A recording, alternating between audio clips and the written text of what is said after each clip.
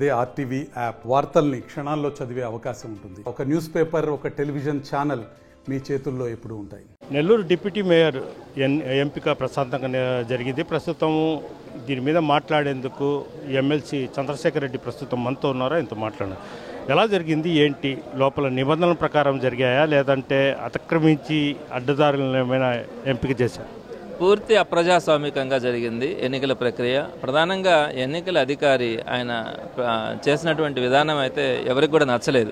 ఎందుకంటే ఒకసారి ఎన్నికల ప్రక్రియ చేశారు, ఇండిపెండెంట్ క్యాండిడేట్కి 36 ఓట్లు వచ్చినాయి అన్నారు. మరలా వాళ్ళు రెండోసారి ఎన్నికలు జరపమన్నారు. వెంటనే ఆయన ఎన్నికలు జరపడం కూడా జరిగింది. అదేవిధంగా మేము అడిగింది ఏంటంటే బీఫామ్ ఇచ్చింది మా ఒక్కరికే బీఫామ్ ఇచ్చాం, వాళ్ళు బీఫామ్ కూడా ఇచ్చుకోలే.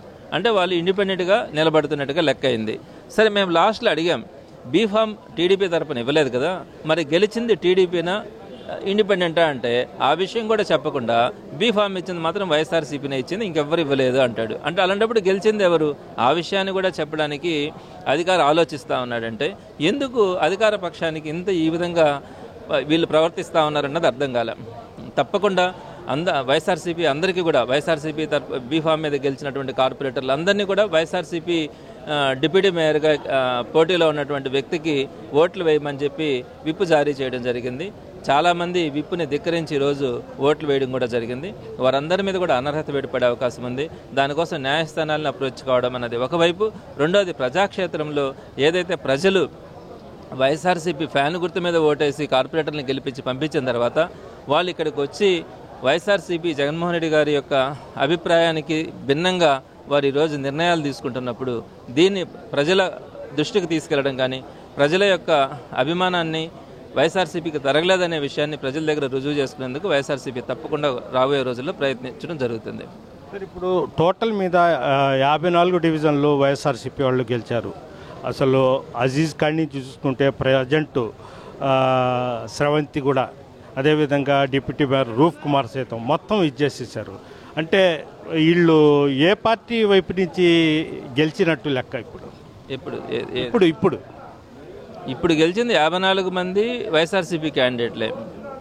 అధికారం మార్పు జరిగిన తర్వాత కొంతమంది అటు పక్కకి వెళ్ళారు. కానీ వాళ్ళు వెళ్ళేటప్పుడు అయితే వైఎస్ఆర్సీపీకి రాజీనామా చేయలేదు, టీడీపీ సభ్యత్వం కూడా తీసుకోలేదు.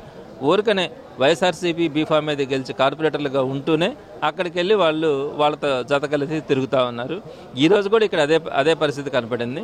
సో ఒక టీడీపీ క్యాండిడేట్ని పెట్టుకునే ధైర్యం కూడా లేక వాళ్ళు ఒక ఇండిపెండెంట్ క్యాండిడేట్ని వాళ్ళు నిలబెట్టుకోవడం, వీళ్ళందరూ కూడా వాళ్ళకి సపోర్ట్ చేయడం, ఇదంతా కూడా చాలా అసహ్యంగా కూడా ఉంది. వైఎస్ఆర్సీపీ తరఫున నిజాయితీగా నిలబడినటువంటి 12 మంది ఈరోజు అందరూ కూడా హాజరు కావడం కానీ వైఎస్ఆర్సీపీ బలపరిచినటువంటి క్యాండిడేట్కి ఓటు వేయడం కానీ జరిగింది. అందుకే దీన్ని నిజాయితీకి వెన్నుపోటుదారులకి మధ్య జరిగినటువంటి ఒక యుద్ధంగా దీన్ని అందరూ కూడా పరిగణిస్తూ ఉన్నారు.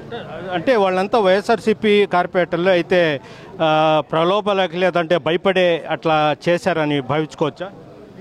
దానికి అన్ని రకాలుగా ఉంటాయి. ఒక్కొక్కరికి ఒక్కొక్కటి అప్లై చేశారు. ఎవరికి బలహీనతలు ఉంటే ఆ బలహీనతల మీద వాళ్ళు దెబ్బ కొట్టడం, వారందరినీ కూడా తీసుకోవడం కూడా జరిగింది. కొంతమంది అయితే వాళ్ళు పిలవకుండానే వీళ్ళే ఏదో ఆశపడిపోవడం కూడా జరిగింది. ఏదైనా కూడా వాళ్ళని తప్పుపట్టాల్సిన అవసరంలే.